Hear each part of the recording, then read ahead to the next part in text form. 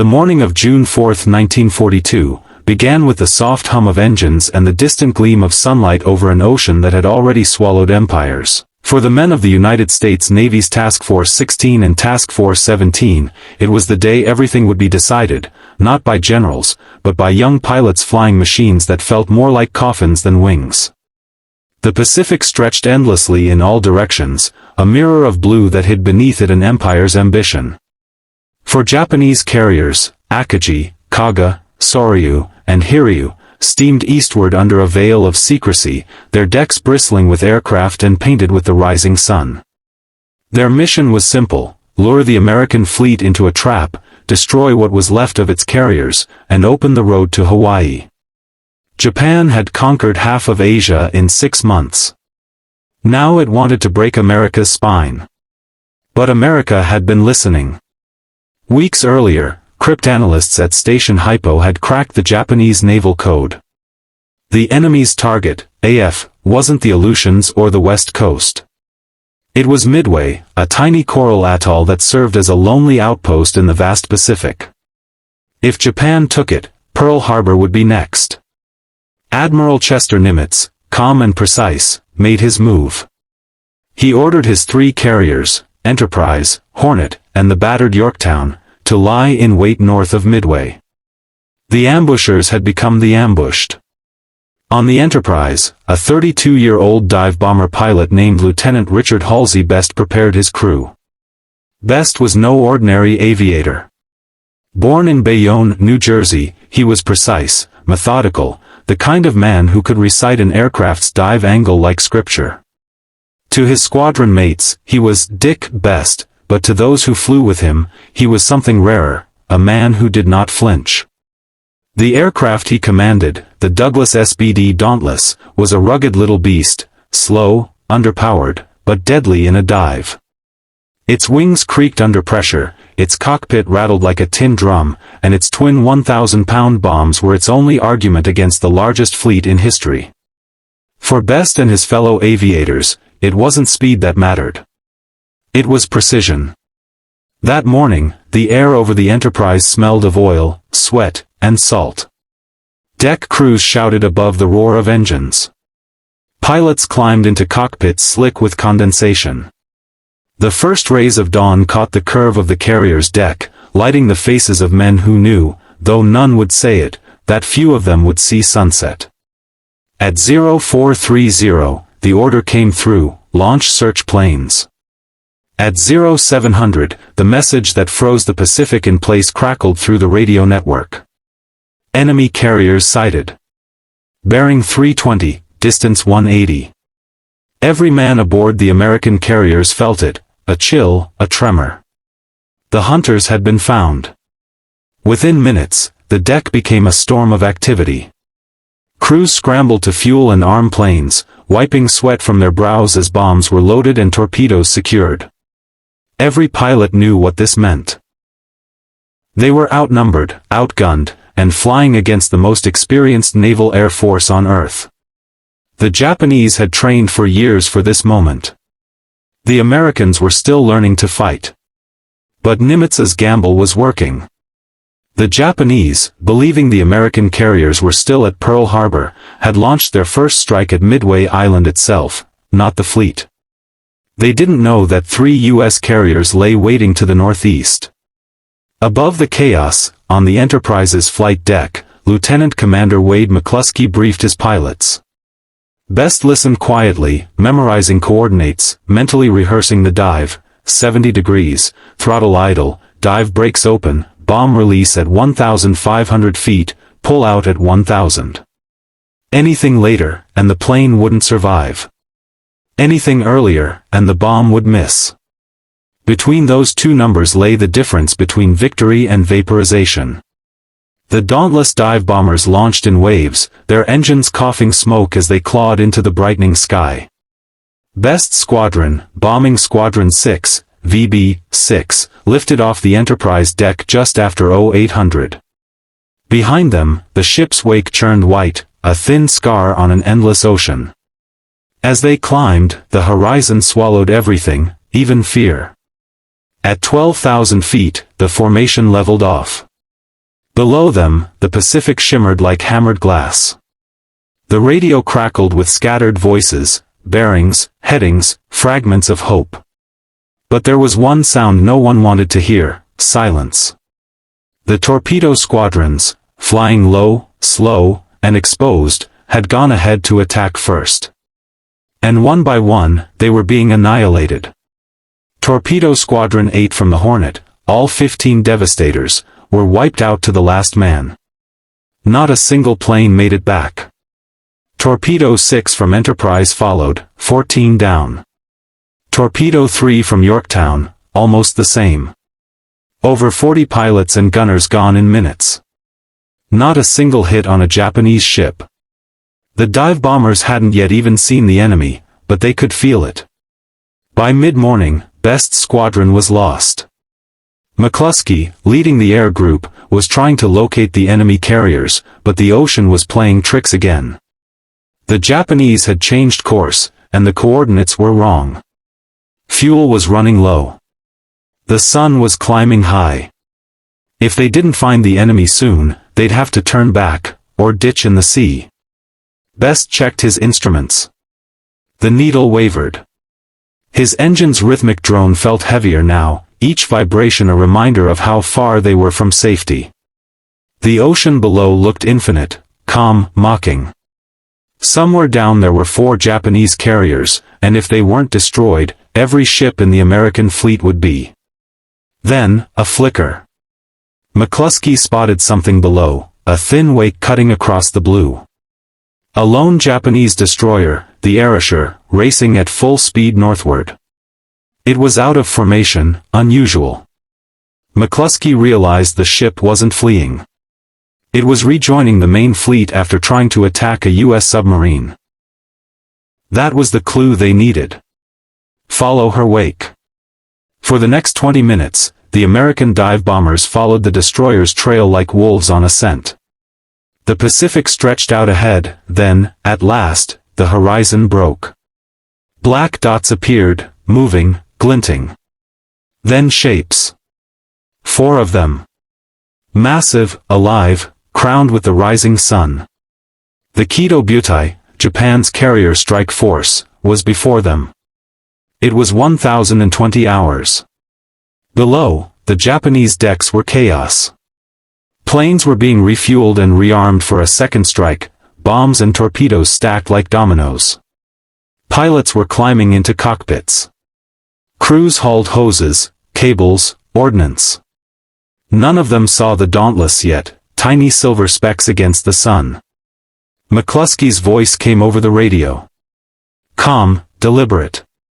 The signal for attack. At 20,000 feet, the dive brakes opened. The sky screamed.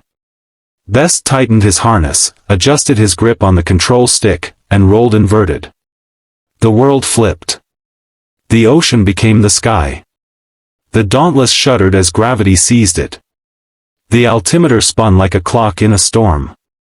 He aimed for the largest of the 4 carriers, Akagi, the flagship of the Japanese First Air Fleet. Its red circle glowed on the deck like a target painted by fate. Wind howled through the cockpit. The bomb sight trembled. The needle raced downward, 15,000 feet, 10,000, 5,000, the ship swelling below him like a lung. At 1,500 feet, he released. A brief shudder. Then silence as the Dauntless pulled away, the bomb falling, spinning, alive. It struck Akagi dead center, near the mid-deck elevator, where fuel lines and armed planes sat waiting. The explosion tore through the carrier like thunder. Within seconds, flames rolled across the deck, licking up aircraft, detonating torpedoes, ripping through the heart of Japan's most powerful ship. 2 other carriers, Kaga and Soryu, were hit almost simultaneously by McCluskey's and Yorktown squadrons. The Pacific became a wall of fire. 3 carriers burning, their flight decks collapsing into molten ruin. Thousands of men trapped inside. The pride of the Imperial Navy, broken in 5 minutes. But the battle wasn't over. 1 Japanese carrier, Hiryu, survived. In less than 10 minutes, 3 Japanese carriers, Akagi, Kaga, and Soryu, had been turned into floating furnaces. The sky above them was black with smoke and burning debris, the ocean below alive with oil fires and wreckage. To the men watching from the Enterprise's radio rooms and Midway's lookout posts, it seemed impossible. The same Imperial Navy that had terrorized the Pacific for 6 months was suddenly fighting for its life. But the battle wasn't done. On the horizon, still untouched, was one more carrier, Hiryu. Fast, defiant, and commanded by a man who refused to surrender the fight, Rear Admiral Taman Yamaguchi. Unlike the chaos that gripped the other ships, Hiryu's deck crew worked with eerie discipline. Planes were armed and fueled, flight leaders briefed, targets assigned. Yamaguchi's jaw was set like stone. His words to his men were few but cold: revenge. At 10:45, while Akagi still burned, Hiryu's first strike group, 18 dive bombers and 6 fighters, roared off the deck and vanished into the blue. Their target, the American carriers that had struck them from nowhere. The Imperial Navy would have its answer. Aboard the U.S. ships, the jubilation of victory lasted minutes before it turned to silence. Radar screens on Yorktown picked up approaching contacts, high, fast, inbound. Enemy planes, bearing 320. The alarm sounded, and men raced to battle stations. Gunners loaded belts of 20mm ammunition, and pilots scrambled to intercept. Every ship in the task force tightened formation.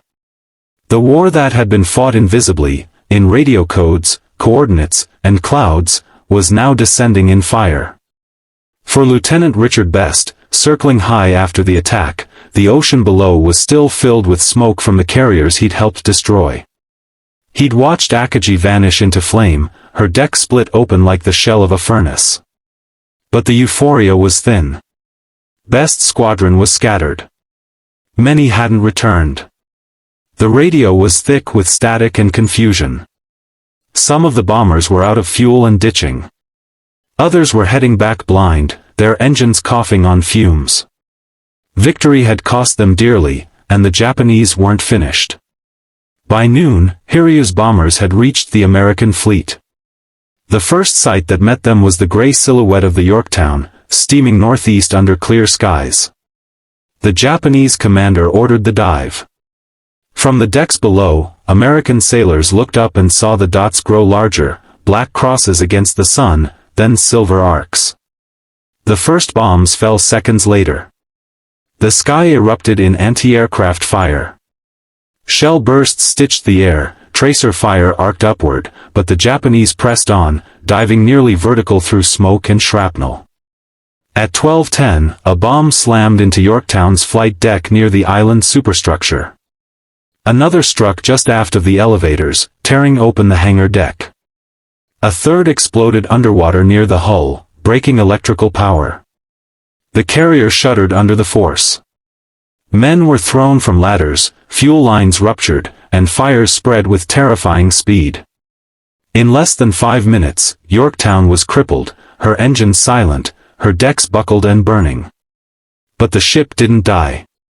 Damage control parties went to work with desperate precision, sealing bulkheads, flooding magazines, fighting fires by hand. On the bridge, Captain Elliot Buckmaster refused to abandon ship. The carrier that had survived Coral Sea would not go down without a fight. By 13:30, against all odds, Yorktown was still afloat, battered but alive. Her resilience bought the fleet time, and gave Best his next target. Back aboard the Enterprise, the mood was grim but focused.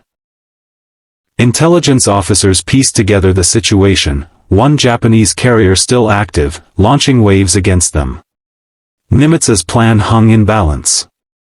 If Hiryu remained afloat, she could cripple what was left of the U.S. carriers before nightfall. The only way to end it was to strike her first.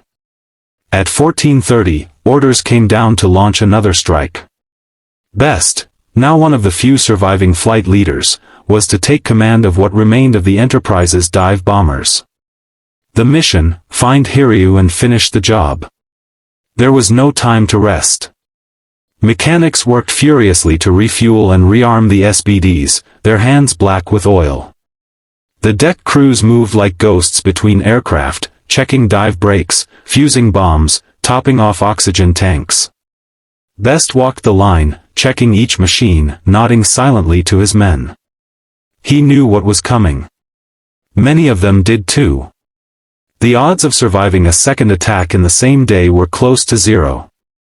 When Best climbed back into his cockpit, the Pacific air was heavy and hot. Sweat rolled down his neck beneath the leather collar of his flight jacket. His gunner, James Murray, gave a thumbs up behind him. The Dauntless engines coughed to life again, trembling with strain. One by one, the bombers rolled forward, lifted from the deck, and disappeared into the open sky. For nearly an hour they flew north, guided by fragments of radio intercepts and last sightings. The ocean below stretched empty, a desert of blue. The tension was unbearable. Fuel was running thin. Every minute they didn't find Hiryu meant another step toward failure, or a long swim home. Then, as before, the horizon shifted. A thin line of smoke, faint but distinct, rose ahead. Hiryu. The Japanese carrier had just recovered its returning bombers. The deck was littered with aircraft, some rearming, others being refueled. Her crew had no idea that another wave was already descending upon them. At 1700, from 14,000 feet, Best's group began their attack run. The Pacific sun hung low, casting a glare across the ocean. It was hard to see the target through the haze, but Best could make out the red circle on the deck. The same insignia that had haunted him since Pearl Harbor. He checked his instruments, cut throttle, and flipped inverted. The Dauntless rolled over and screamed into its dive. The altimeter spun violently, 10,000 feet, 6,000, 4,000. Wind pressure hammered the cockpit. The control stick rattled in his grip. His vision tunneled, the ship swelling below like a living target. At 1,500 feet, he released. The bomb fell true. It struck amidships, detonating through the hangar deck, igniting fuel lines and detonating torpedoes. The explosion tore Hiryu in half. A second bomb from his wingman struck near the stern. The ship convulsed in flame. Smoke poured out, thick and black, rising like a final flag. Within minutes, the flight deck was engulfed, planes burning in place, crews jumping overboard to escape the inferno. The last Japanese carrier was finished. For the second time that day, Best had flown into hell and survived. But he didn't know the cost. As he climbed away from the dive, he noticed a strange smell inside the cockpit, sweet, metallic. The oxygen mask hissed irregularly. He felt a burning in his chest, sharp and deep, as if the air itself was turning against him.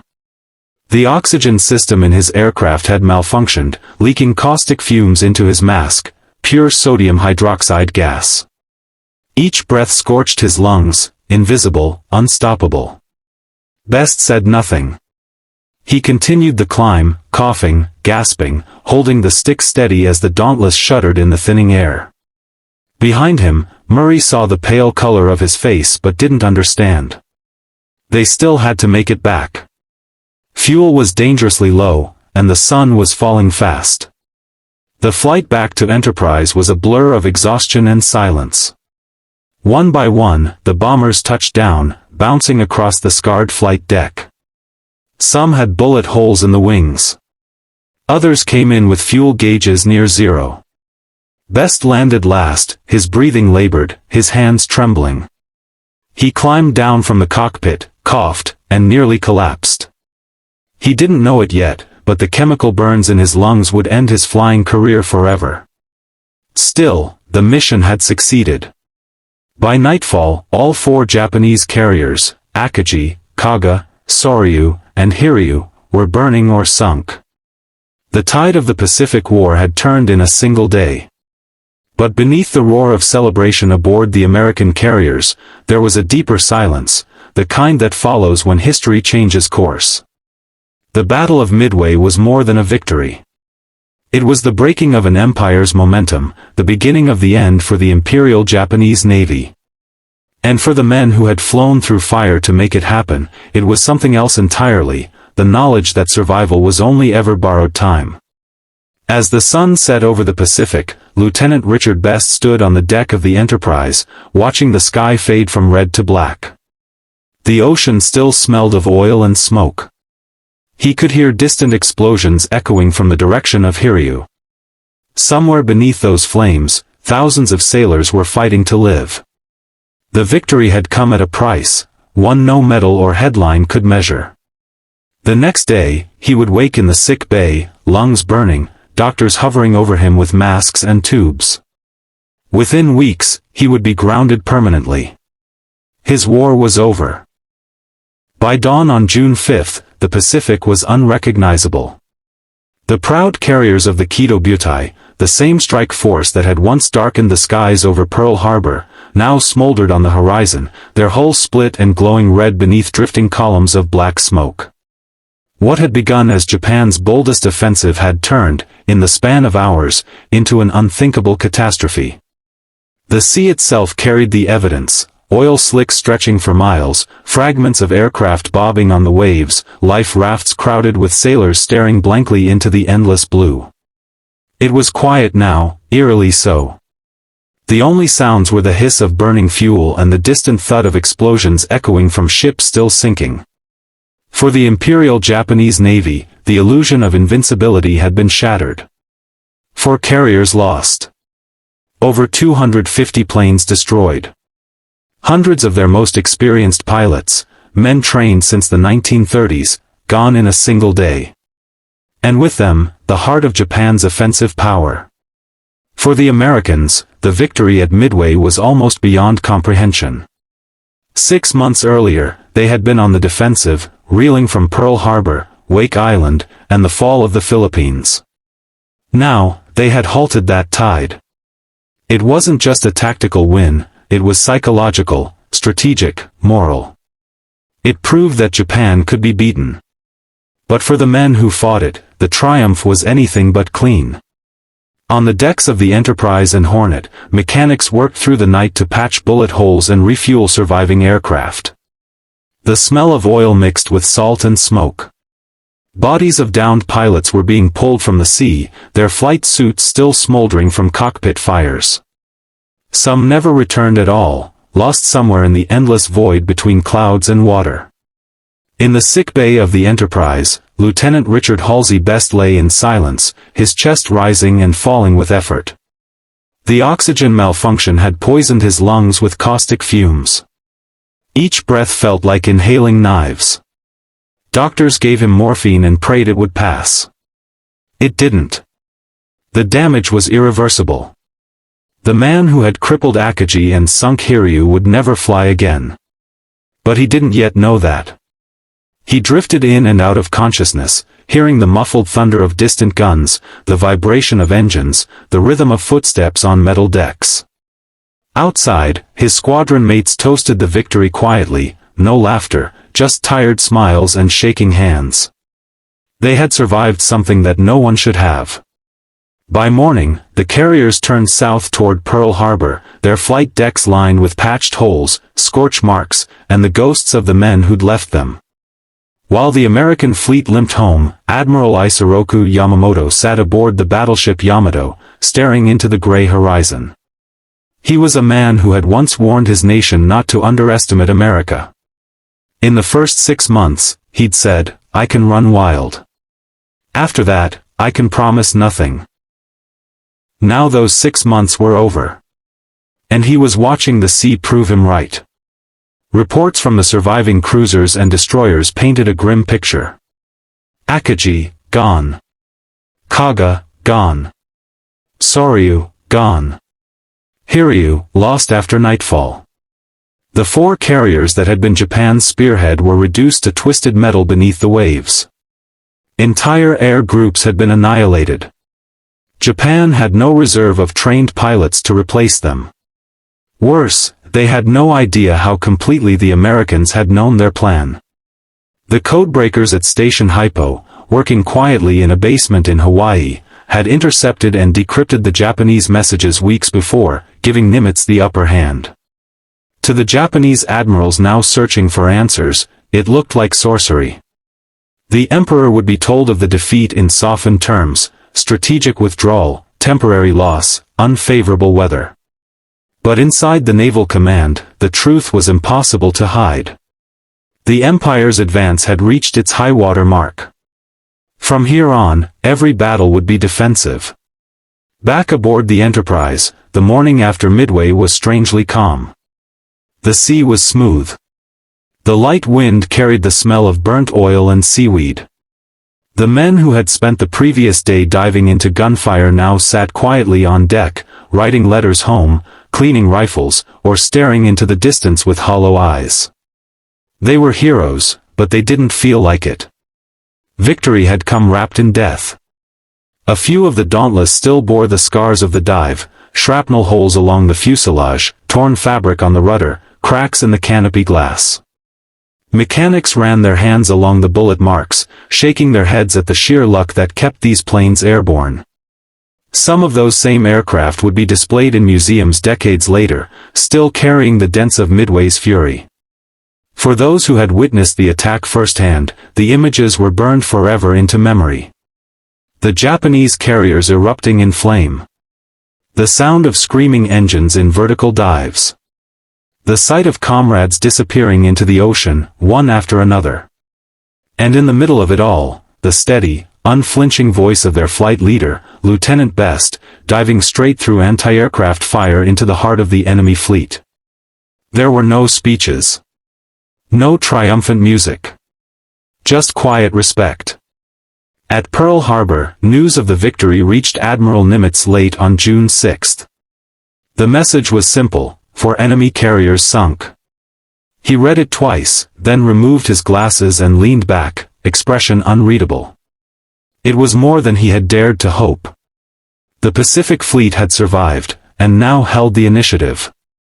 Nimitz knew the significance immediately. The Japanese would never again be able to mount an offensive of that scale. Their carrier pilots were the product of years of elite training, a tradition that couldn't be rebuilt in months. The industrial power of the United States, meanwhile, was only beginning to awaken. New carriers were already being built. Aircraft production was doubling. The tide of war was shifting, not just on the sea, but in destiny itself. The Battle of Midway would be remembered not as the end, but as the turning point. Still, for every commander, there was a name, or 100, that made celebration impossible. The casualty lists arrived by radio: Torpedo Squadron 8, all but one man lost. Torpedo 6, nearly wiped out. Dozens of Dauntless missing. Pilots last seen gliding toward the water with smoke trailing from their wings. Men who had taken off in the morning and never returned. On the Enterprise, a small memorial service was held on deck. The chaplain read from Psalms as the sea stretched endlessly around them. The surviving pilots stood in silence, flight caps under their arms. The names of the dead were read one by one, their voices carried off by the wind. When he could stand, Best attended briefly, his face pale, his voice weak. The doctors had warned him not to move, but he insisted. He stood at the railing, breathing through pain, watching the water pass below.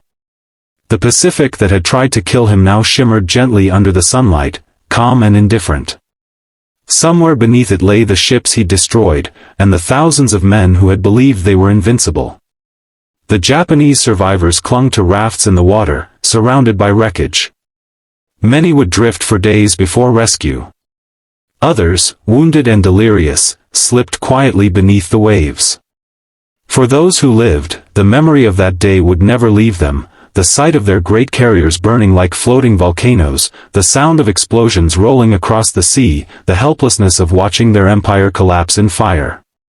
Admiral Yamaguchi, commanding Hiryu, refused to abandon his ship. When it became clear that she was lost, he ordered the remaining crew to evacuate, but stayed behind with his captain. His last message was brief and defiant. "We will remain on board. May the Emperor live 10,000 years." As the flames closed in, the Hiryu's flag still flew. That act, stoic, suicidal, and loyal to the end, became a symbol of Japan's spirit, even in defeat. Yet it also marked the beginning of their slow descent into desperation. For every victory after Midway, Japan would pay heavier and heavier prices. The empire that once advanced like lightning would now retreat in fire. By the time the American fleet returned to Pearl Harbor, word had spread across the Pacific and into the White House. Newspapers called it "Revenge for Pearl Harbor." Civilians cheered in the streets. The first true good news of the war had arrived. For the first time, Americans believed, truly believed, that the tide could turn. But those who had been there knew better. Midway wasn't about revenge. It was about survival. When the Enterprise entered Pearl Harbor on June 13, bands played and crowds waved flags. The decks were lined with sailors in dress whites. Yet beneath the ceremony, the scars of the battle were everywhere: twisted planes on deck, patched hulls, the smell of fuel and sea salt and sweat. The heroes who stepped off the ship were exhausted beyond measure. Reporters wanted stories of heroism. They wanted names, especially one, Richard Halsey Best. He was already in a naval hospital, coughing blood, barely able to speak. The doctors diagnosed him with caustic poisoning of the lungs, permanent. His combat career was over. He had flown 2 missions in one day, destroyed 2 carriers, and changed the course of the Pacific War, then lost the ability to breathe freely ever again. When asked later how he felt about it, he simply said, "It was my duty. Anyone would have done the same." That was the nature of Midway's heroes, men who didn't see themselves as such. To them, it was never about glory. It was about doing what had to be done before time ran out. By the summer of 1942, the balance of the Pacific was shifting. Japan's carrier advantage, the sharp edge of its empire, had been blunted. America, once cornered, now stood ready to strike back. The Battle of Midway was won by strategy, yes, by codebreakers and admirals and the invisible mathematics of timing. But it was decided by men who fell from the sky. They were called dive bombers, though what they did barely resembled bombing as the world knew it. It was closer to suicide, balanced on the edge of calculation. From 20,000 feet, they would roll their planes inverted and point their noses straight down at targets no larger than a postage stamp on a heaving sea. The speed would build, 300, 350, 400 knots, as wind screamed and the metal skin of their aircraft groaned. Bombs didn't drop lazily from their bellies. They were released into a storm of gravity and prayer. One mistake, one slip of a finger, 1 second too late on the pullout, and the ocean became a wall of death. That was the life of men like Lieutenant Richard "Dick" Best, Clarence Dickinson, Dusty Clyce, and countless others of the Navy's dive-bombing squadrons. They didn't have the glamour of the fighter aces or the thunder of the battleships. Their victories were quiet, their losses absolute. But in those steep, controlled dives, they changed the course of the war. In 1942, the Douglas SBD Dauntless was already considered outdated by some. It wasn't fast. It couldn't outrun Zero fighters. Its cockpit was cramped and unpressurized, its wings fixed, its armor thin. Yet it was rugged, almost stubbornly so, and its dive brakes, those split perforated flaps, made it one of the most precise bombing platforms ever built. The Dauntless was a paradox, simple, but perfect for one thing: plunging through chaos and finding a target. Pilots trained for months to master the dive. They practiced pullouts until their vision blurred from the G-forces. They learned to line up the enemy ship in the sight, not at the start of the dive, but at the end, when the horizon was gone, the earth spinning, and everything depended on instinct. Lieutenant Best had once described it as trusting geometry more than fear. That geometry saved the Pacific. At Midway, when McCluskey's and Best squadrons broke through the clouds, they had no idea what waited below. They saw only sunlight flashing on water, then, suddenly, the dark shapes of Japan's carriers. The entire Japanese fleet was there, vulnerable, their decks crowded with planes and fuel hoses. That moment, those few seconds before the dive, were the most critical of the entire war. The fighters escorting the bombers couldn't reach that high in time. The torpedo squadrons were already gone. Everything depended on these remaining 37 dive bombers. And so they dived. The first to roll over was Lieutenant Best. Behind him, dozens followed. The Dauntless fell like rain through smoke. Each one a line of silver fire cutting the sky. Anti-aircraft guns roared from the Japanese ships. The sky turned black with flak bursts. The air shook from explosions. But the bombers kept coming. Every pilot who survived that day later described the same thing, a kind of stillness inside the chaos. A focus so intense that the noise disappeared.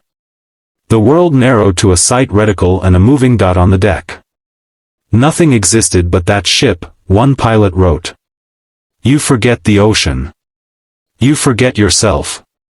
Dive bombing wasn't just courage. It was precision disguised as madness.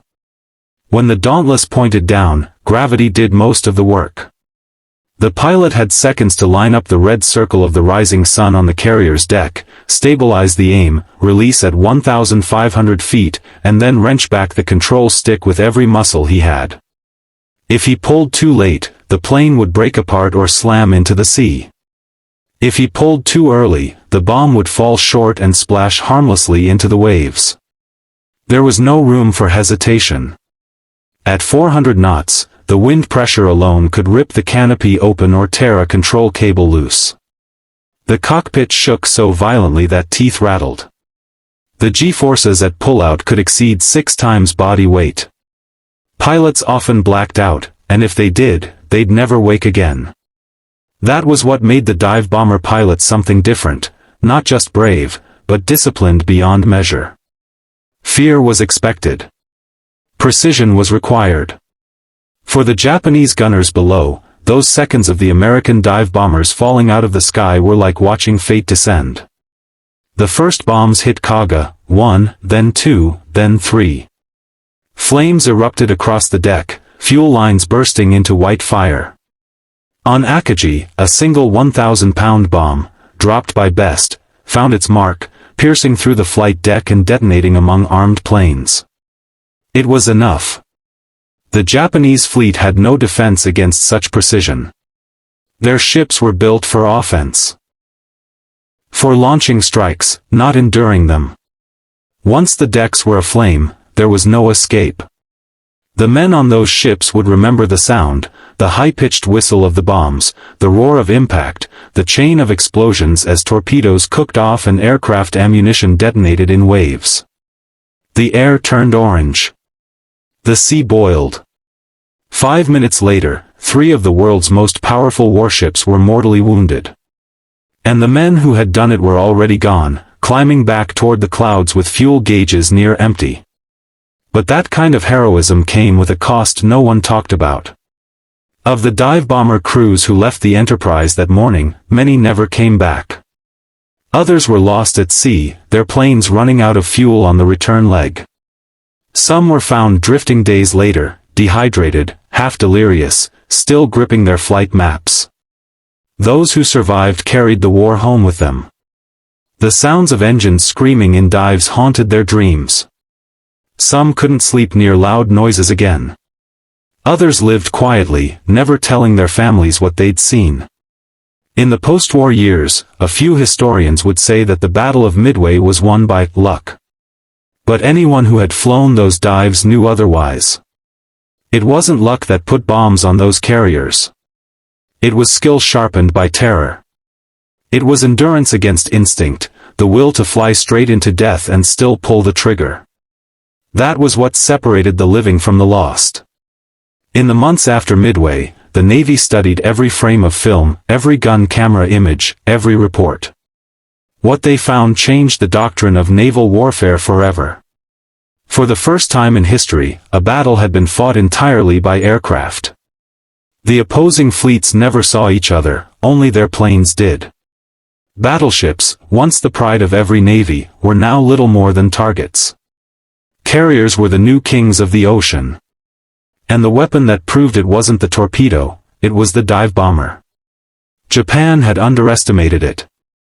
Their own doctrine had placed emphasis on torpedo attacks, fast, coordinated, low-level strikes. But at Midway, torpedo squadrons had been slaughtered before getting close.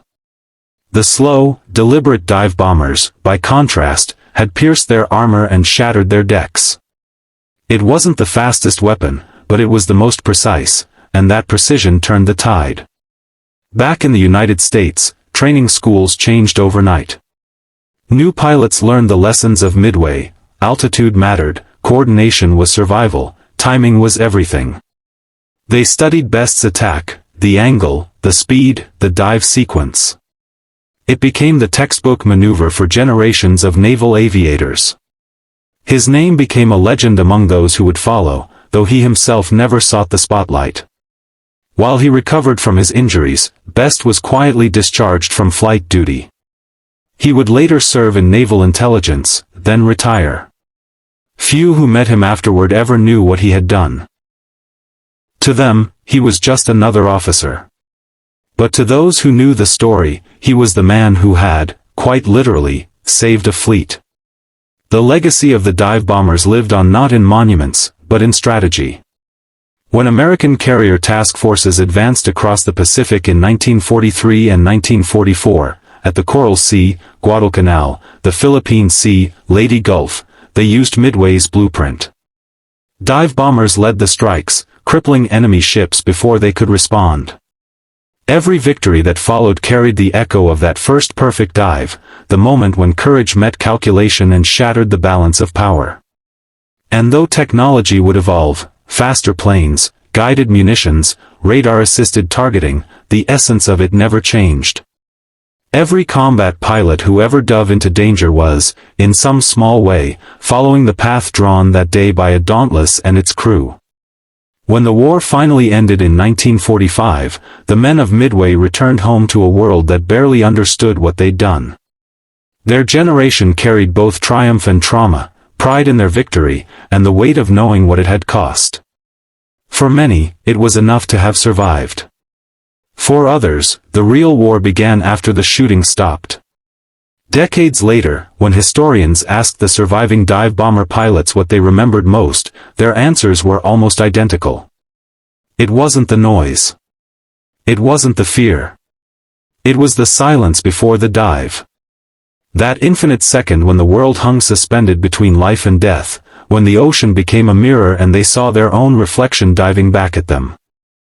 History often compresses war into maps, numbers, and dates, victories measured in tonnage sunk, casualties counted in neat columns. But for those who lived it, war is not arithmetic. It is memory. It is faces, sounds, smells. The roar of an engine, the smell of burned oil, the shudder of a cockpit moments before impact. And sometimes, it is a single decision made in the fraction of a second, one dive, one man, one moment that tilts the course of history. June 4, 1942. Lieutenant Richard Halsey Best's dive over the Akagi lasted barely 30 seconds. Yet those seconds split the Pacific War in two. The Japanese Empire, which had spread across half the world in 6 months, would never again advance that far. The United States, humiliated at Pearl Harbor, would never retreat again. The Battle of Midway was not the end of the war, but it was the beginning of the end of defeat. When the smoke cleared, the statistics told the story that words could not. Japan lost 4 fleet carriers, Akagi, Kaga, Soryu, and Hiryu, along with over 250 planes and nearly 3,000 sailors and airmen. It took the Imperial Navy years to build those ships, decades to train those pilots. They could never be replaced. The United States lost 1 carrier, Yorktown, and 307 men. The math of war was brutal, but at Midway, it finally leaned America's way. For the Japanese command, the defeat was an earthquake. For the Americans, it was proof that courage could rewrite fate. In the months that followed, the Pacific theater transformed. The Japanese advance stopped dead at the island chain that stretched from Midway to the Solomons. American carrier groups began to push westward, one island at a time. The lessons of Midway were etched into every operation that came after. The power of air superiority. The necessity of intelligence. The precision of coordinated carrier strikes. The age of the battleship had ended, the age of the carrier had begun. Every fleet commander, every strategist, every pilot trained after that day owed something to what had happened above those burning ships. But the story of Midway wasn't just strategy, it was humanity under pressure. Lieutenant Richard Best recovered slowly. His lungs, scarred by caustic fumes, never fully healed. The doctors called it chemical pneumonitis, a sterile term for a wound that would follow him for life. He was 28 years old and finished as a combat pilot. The Navy offered him a desk position. He accepted, quietly. He would serve in analysis and training, teaching younger aviators the same geometry and discipline that had guided him through that dive. To them, he was just another officer, calm, methodical, slightly distant. Few knew that the lessons he gave were written in pain. After the war, he retired to civilian life. No interviews, no memoirs, no parades. Just silence. He would live until 2001, long enough to see his story resurface in documentaries and films. But he rarely spoke of it. When asked once why he had dived so low, knowing it might kill him, he said only, "The fleet was down there." That was enough. There was no poetry in it, just truth. For the men who flew beside him, Midway became both pride and burden. Dusty Clyce, who also scored critical hits that day, later said, "I didn't think of it as heroism. It was survival. You did what had to be done, because if you didn't, everyone behind you would die." The simplicity of those words cut through the mythology. Midway wasn't a miracle. It was the product of countless choices, some brilliant, some desperate, some purely human. When historians later described Best's attack on Akagi as a suicidal dive, they weren't exaggerating. At the angle and speed he chose, one miscalculation would have torn the wings off his plane. The air resistance alone could have crushed the cockpit. Yet in that instant, he had done the math perfectly. The bomb fell true. It was a death-defying act of calculation that reshaped a war. As the years passed, the legend of Midway grew. But legends, when told often enough, begin to sound inevitable, as if victory had always been guaranteed. It wasn't. In truth, everything could have gone the other way. If the codebreakers at Station Hypo hadn't cracked the Japanese cipher. If McCluskey hadn't spotted the lone destroyer Ayrshire leading them to the fleet. If the torpedo squadrons hadn't sacrificed themselves drawing the enemy's fighters low. If the dive bombers had arrived 5 minutes earlier or later. If a single cloud had shifted, hiding the carriers. Midway might have been remembered as a disaster instead of a triumph. History balances on small hinges. And sometimes, those hinges are men. For Japan, the loss was catastrophic not just militarily, but spiritually. The Imperial Navy had built its identity on the idea of perfection, flawless coordination, divine discipline, invincible warriors. Midway shattered that illusion. The surviving admirals returned to Tokyo in silence. Yamamoto himself, the architect of Pearl Harbor, was devastated. In private, he said what he could never say publicly. "I fear all we have done is awaken a sleeping giant and fill him with a terrible resolve." He had been right. From Midway onward, that giant never slept again. The United States unleashed a wave of industrial production the world had never seen: carriers, planes, submarines, and bombers rolling off assembly lines faster than Japan could sink them. Within 2 years, the balance of power was absolute. But the price of that awakening was human, paid by thousands of young men who followed the path blazed at Midway. By 1944, the tactics refined over that battle had evolved into full-scale carrier warfare. At the Battle of the Philippine Sea, the Great Marianas Turkey Shoot, American pilots destroyed over 350 Japanese planes in a single day. The veteran core of Japan's naval aviation was gone. The empire was bleeding out. Every victory the U.S. won afterward from Tarawa to Leyte Gulf carried within it the echo of Midway's turning point. And yet, when veterans spoke of it decades later, they rarely mentioned victory. They talked about comrades, the ones who never came back. They talked about the torpedo squadrons that had flown straight into machine gun fire, buying the seconds that made Best's dive possible. They talked about what it meant to be 22 years old and to face the ocean knowing you might not see the next sunrise. They talked about fear not as weakness, but as the air they breathed. And they talked about courage not as the absence of fear, but the mastery of it. The Pacific is wide enough to forget most of what it swallows. But not Midway. Even now, divers can find fragments of the battle on the ocean floor, pieces of Dauntless fuselage, twisted propellers, melted carrier steel. The coral reefs have grown over some of it, turning wreckage into reefs, death into life. When light hits the seabed just right, you can still see the outline of a rising sun painted on metal, faded, ghostly, quiet. Above those waters, time seems to stand still. It is the same sea where young men once pointed their plane straight down and trusted that courage could defeat an empire. In museums across the United States, the story of Midway lives on a single day that changed the world.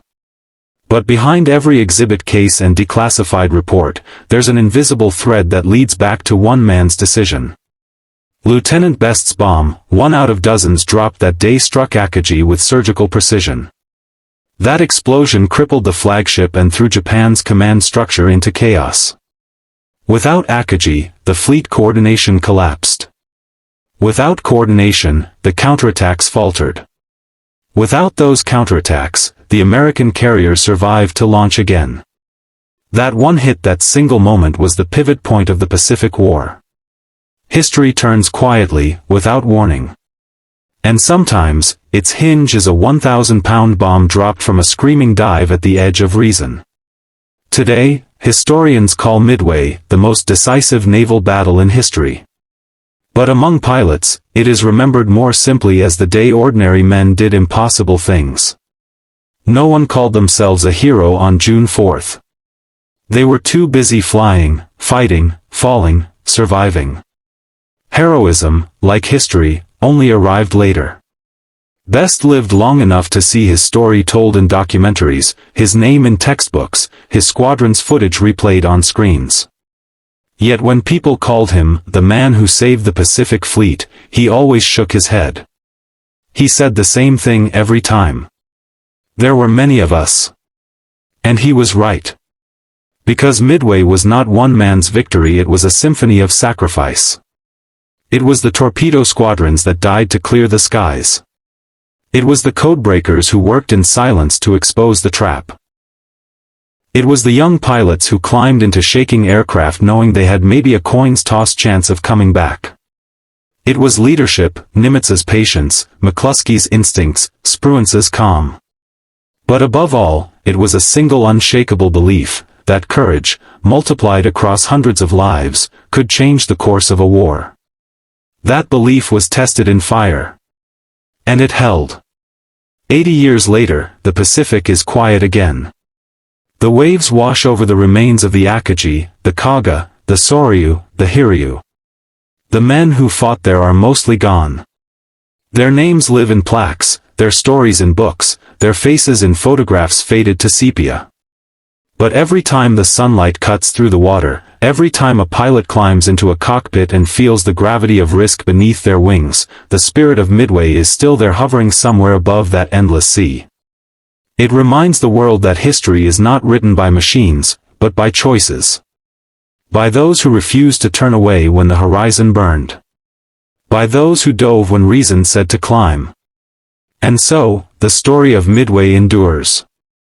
Because sometimes, all it takes to save a fleet is one man willing to fall.